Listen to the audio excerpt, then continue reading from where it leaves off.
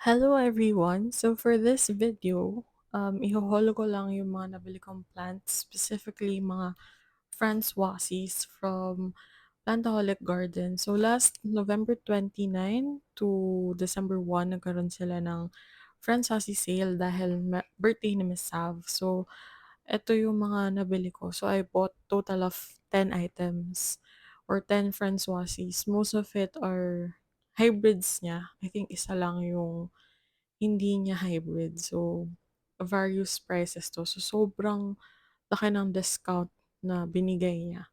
So, sa mga hindi nakakaalam ng Francoise, you can check out their page. So, Plantaholic Gardens if you're interested. So, ito yung mga madadahon, makukulay na plants na napakaganda tingnan and pwede siya i-cross-pollinate sa isa't isa. So, you can make your own hybrids or selection of plants.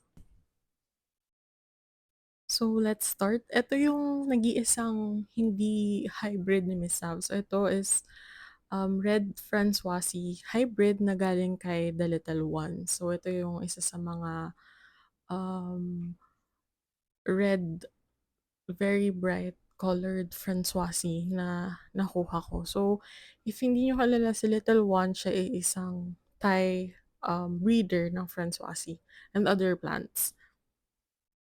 So, next is yung mga hybrids na niya. So, ito yung isang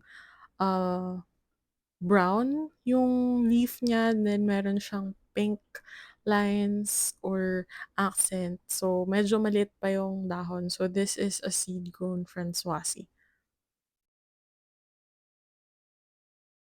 Next naman natin is itong color niya is green na nag-peach. So, you can see na parang medyo orangey siya. Then, naka-emboss yung lines niya. Yun yung isa sa mga um, kinaganda nito is sobrang prominent yung lines niya. And then, pahaba yung dahon niya and maple shape pa siya. So, yan. Tapos yung color niya, sobrang um, ganda din.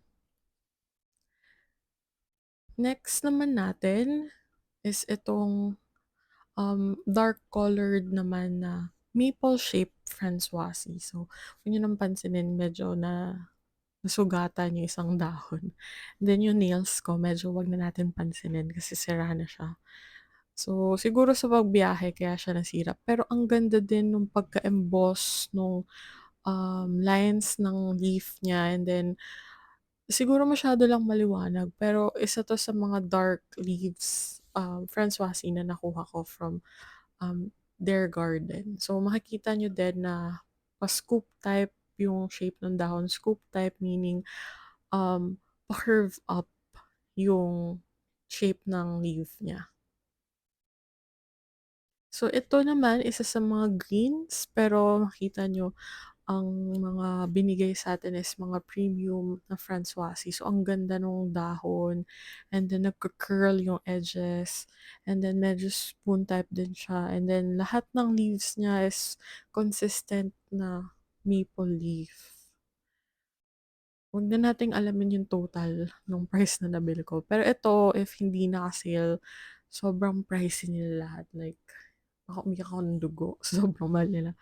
The next naman natin is yung brown tone na Francoise.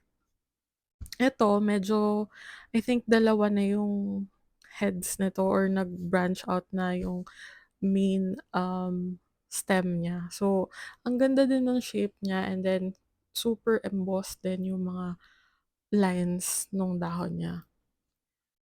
Diba? Yan. And medyo pa-curl or nagka-curl yung leaf niya. Ang kinagandahan sa Francoise is iba-iba yung kulay, iba-iba yung shape, and then pwede mo siya i-pollinate sa isa't isa. So, ito naman, ang tinatawag nila dito is matcha color or white matcha color. So, mostly na nakuha ko during the sale is yung mga maple shape. So, ito naman, sobrang ganda nung color niya and sobrang white ng lines. Next naman natin is itong red-purple na maple leaf Francoise na maliliit yung dahon. So, Eto din emboss din yung mga lines nito. So, isa sa mga pinili ko or karamihan sa mga pinili ko is yung mga emboss yung lines. So, kagaya nito, iba lang yung shape niya, medyo medyo pa-heart yung shape ng dahon niya, pero emboss pa din yung lines niya or prominent pa rin yung lines. Ewan ko, during this time or during the sale, yung mata ko is mga naka-focus doon sa mga magaganda yung lines, magaganda yung shape, and maganda maganda yung kulay kasi binabala ko nga na mag-breed din ako in the future, mag-pollinate ako para makagawa naman ako.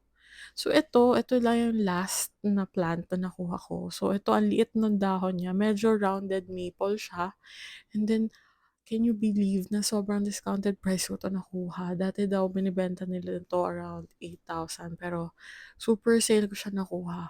Like, I think less than 50% ko siya nabili. Pero ang ganda niya, sobrang sinsin nung linya, tapos ang liit ng dahon, tapos ang ganda ng kulay. So, yan yung lahat ng nabili ko from their shop or their sale. So, kita nyo naman, medyo nag-haul ako. Medyo naubos ko yung 13th month pay ko dyan.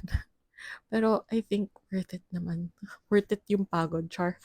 Pero kung diyan kayo sasaya, dito ako sumaya magagawa ko.